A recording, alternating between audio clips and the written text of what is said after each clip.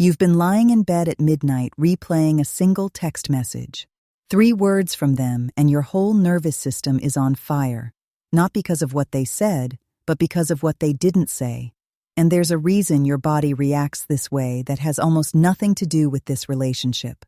I'll get to that in a moment, but first you need to understand something most people get completely wrong about love. Most people believe that romantic love is primarily an emotion, a feeling that sweeps you off your feet, something you either have chemistry for or you don't. But here's what researchers discovered when they started looking closer. Adult romantic love runs on the exact same biological system that bonded you to your caregivers when you were an infant. The same neural circuitry, the same stress responses, the same desperate need for safety. Love isn't just a feeling, it's an attachment program that got installed in your nervous system before you could even speak. And that program is still running right now in every relationship you've ever had. So what does that program actually look like? There are 3 main patterns it follows, and understanding yours changes everything. The first is secure attachment. Picture someone who can sit across from their partner during a disagreement without their chest tightening. They say what they need. They listen without building a defense case in their head. When their partner pulls back a little, they notice it, but they don't spiral. They just ask, "Hey, is everything okay?"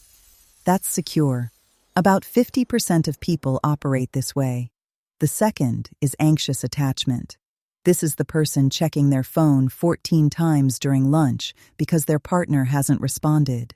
They replay conversations in the shower, dissecting every word for hidden meanings. When their partner needs space, it feels like the floor is dropping out beneath them. The craving for closeness isn't a personality flaw. It's their nervous system screaming that connection equals survival. Now here's the one nobody wants to admit they relate to. The third pattern is avoidant attachment. This person loves their partner, genuinely. But when things get deeply intimate, something inside them hits the brakes. Their partner reaches for emotional closeness, and they suddenly need to reorganize the garage. They're not cold. Their system learned early on that depending on someone is dangerous, so independence became their armor. Can you already see yourself in one of these? More importantly, can you see the person you've been fighting with? Here's where it gets fascinating.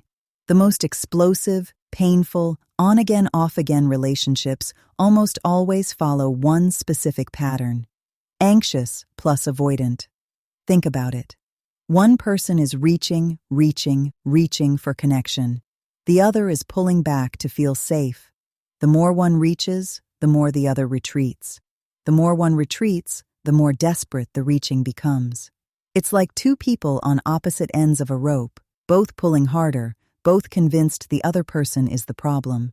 And here's the part that will stop you in your tracks. Neither person is wrong. Both are just running their childhood program at full volume. But actually, scratch that framing for a second. Because knowing the problem isn't enough. You need to know what actually works. The most stable, most satisfying relationships involve at least one securely attached person. When 2 secure people come together, conflict feels like problem-solving instead of warfare. They sit at the kitchen table, talk it through, and go to bed feeling closer than before. When a secure person pairs with an anxious partner, something remarkable happens over time. The anxious partner's nervous system starts to calm down. The consistency, the clear communication, the steady presence. It rewires the old program. It's like their body finally gets evidence that reaching for someone doesn't end in abandonment. Same thing with a secure and avoidant pairing. The secure partner doesn't chase. They don't crowd. They stay emotionally available without demanding vulnerability on a timeline. And slowly, the avoidant partner starts to realize that closeness doesn't mean losing themselves.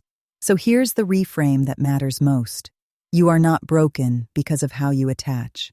You were shaped by experiences you didn't choose, but the program can be updated, not overnight, not by forcing yourself to act differently, but by understanding what your nervous system is actually asking for and finding relationships or building patterns that give it new evidence. Imagine waking up next to someone and feeling your body actually settle. No scanning for threats. No urge to check their phone or build an exit plan.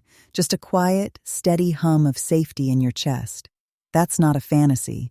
That's what happens when your attachment system finally gets what it needed all along.